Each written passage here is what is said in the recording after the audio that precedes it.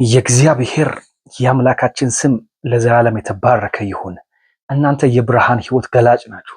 እናንተ የብርሃን ህይወት የምትገልጡ ናችሁ። እኛ የተጠራ ነው እንደ ብርሃን የተመሰለውን ኢየሱስ ክርስቶስ፣ እንደ ብርሃን የተመላለሰውን ኢየሱስ ክርስቶስ በጨለማ ወርልድ፣ በጨለማ ዳርክ በሆነ ዓለም ውስጥ ሁሉ ነገር ጨልምልም ባለበት የአጋንንት ዙፋን ሁሉ ቦታ በገዛበት ውስጥ ኢየሱስ ክርስቶስ ግን እንደ ብርሃን ሆኖ ሰንጥቆ የወጣውን ህይወት ልንደግም ልናሳይ ተጠርተናል። በዮሐንስ ወንጌል 12:46 ላይ እንደዚህ ይላል፣ በእኔ የሚያምን በጨለማ እንዳይኖር ብርሃን ሆኜ ወደ ዓለም መጥቻለሁና ይላል። በእርሱ ስናምን የዘላለም ህይወት የሆነውን ብርሃን የሆነውን በዚህ ምድር ላይ ልንገልጥ፣ በዚህ ምድር ላይ ልናሳይ፣ በዚህ ምድር ላይ እንደ ኢየሱስ ክርስቶስ በተጽዕኖ ልንኖር ተጠርተናል። የጨለማ ህይወት፣ የጨለማ ምልልስ ከኛ ጋር ህብረት የለውም፣ ከአንቺ ጋር ህብረት የለውም። እኛ የተጠራ ነው ልጁ ኢየሱስ ክርስቶስ በአራቱ ወንጌላት በብርሃን ህይወት እንዴት በተጽዕኖ ሲኖር እንደነበር እያነበብን እየጸለየን እንድንኖረው በመስሪያ ቤታችን፣ በቸርቻችን፣ በትዳራችን፣ በአገልግሎታችን፣ በሱቃችን፣ ምክንያት በየትኛው ቦታ በተመላለስንበት ሁሉ እንደ ኢየሱስ ክርስቶስ የብርሃን ህይወት ልናሳይ፣ የብርሃንን ምልልስ ልናሳይ፣ የብርሃንን ፍሬ ልናሳይ ተጠርተናል። ኢየሱስ ክርስቶስ ለዘላለም ጌታ ነው። በኤፌሶን 5:8 ላይ እንደዚህ ይላል፣ ቀድሞ ጨለማ ነበራችሁ፣ አሁን ግን በጌታ ብርሃን ናችሁ። ስሙ ይባረክ። ቀድሞ ምን ነበራችሁ? ጨለማ ነበራችሁ። አሁን ግን ጌታን የተቀበላችሁ ወደ ዓለም የመጣውን ጌታ ብርሃን የሆነውን ጌታ ስትቀበሉ ምን ሆናችኋል አለ? ብርሃን ናችሁ።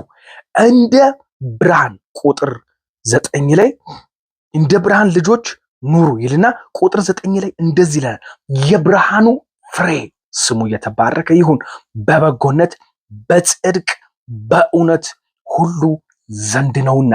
የብርሃን ፍሬ ኢየሱስ ክርስቶስ ላይ ታይቶበታል። የብርሃን ህይወት ተገልጧል። የጨለማ ህይወት የተገለጠ ነው። የጨለማ ህይወት ማለት እንደነ አቤል እንደነ ቃየል አቤልን አውጥቶ ሜዳ ላይ የገደለው የክፋት ዘር የእባቡ ዘር ሳይሆን የብርሃን ህይወት በጽድቅ እግዚአብሔርን በመፍራት እግዚአብሔርን በማክበር በሁለንተናችን እግዚአብሔርን በማክበር እንድንኖር ተጠርተናል። የብርሃን ፍሬ ይልነትና በጎነት ይላል። በጎነት እኛ ላይ መታየት አለበት። በጎነት በመጨረሻው ዘመን ይቀንሳል፣ ይጠፋል። ጳውሎስ ለጢሞቴዎስ ሲነግረው ማለት ነው። በጎነት እየተሸረሸረ፣ በጎነት እየቀነሰ፣ በጎነት እየጠፋ ይሄዳል።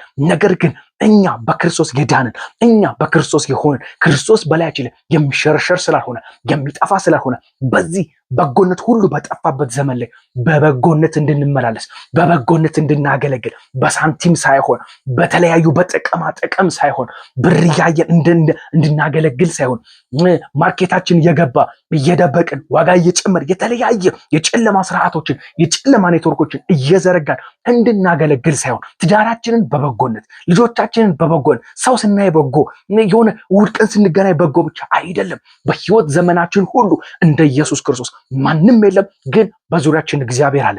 በበጎነት እንድንመላለስ ተጠርተናል። ስሙ የተባረከ ይሁን። በበጎነት በጽድቅ ይነናል። ኢየሱስ ክርስቶስ ስሙ ለዘላለም ይሁን። በጽድቅ መነገድ፣ በጽድቅ ማገልገል፣ በጽድቅ እግዚአብሔር ጋር በጽድቅ ኤቭሪቲንጋችን እንደ ኢየሱስ ክርስቶስ በጽድቅ ለምን ብርሃን ውስጥ ገብተናል። ብርሃን አቅም ነው። ብርሃን ጉልበት ነው። እኔ አሁን የራሴ ክፍል አለኝ፣ የራሴ መኝታ ቤት አለኝ። ጨለማ ሲሆን እገባና ልክ ብርሃን የምታበራውን ማብሪያና ማጥፊያውን ስነካ ያ ጨለማ ክፍል ይወገዳል። ያ ጨለማ ስርዓት የነበረው መኝታ ቤት በብርሃን ኃይል ይለወጣል። እኔ አቅም የለኝም፣ እኔ ግን የገባብኝ መንፈስ አለ። በብርሃን እንድመላለስ፣ በብርሃን እንድነግድ፣ በብርሃን እንዳገለግል፣ በብርሃን እንድገባ፣ በብርሃን ኃይል አለ ውስጤ። ያ ኃይል እንዲወጣ ጊዜ እንስጠው። የጨለማ ህይወት የምንመላለስበት ዘመን ይብቃ እላችኋለሁ። ስሙ እየተባረከን በጽድቅና በእውነት። እውነት ጉልበት ነው። እውነት ኃይል ነው። እውነት ስልጣን ነው። እውነት ድፍረት ነው። ስሙ ለዘላለም የተባረከ ይሁን።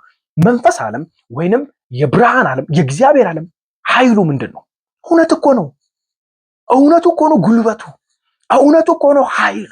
በእግዚአብሔር ፊት ስንቆም፣ አሁን ሰው ፊት ስቆም ኃጢአተኛ አይደለሁም ምናምን ብዬ ልከራከር እችላለሁ። በቃ ድብና አድርጌ ልከራከር እችላለሁ። እግዚአብሔር ፊት ግን ስንቆም ሁሉ ነገር የተራቀተና የተገለጠ ስለሆነ እውነትን ሲናገር እቀበለዋለሁ። እውነት ጉልበት ነው። እውነት ኃይል ነው።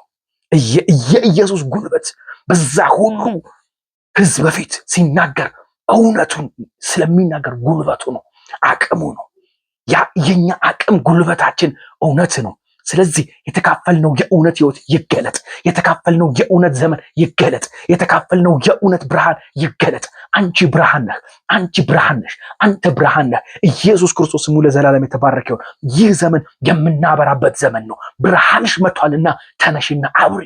የእግዚአብሔር ክብር ወጥቶልሻልና ኢየሱስ ክርስቶስ ስሙ ለዘላለም የተባረከ ይሁን። የብርሃንን ህይወት እንግለጥ። የብርሃን ህይወት በእኛ ይታይ።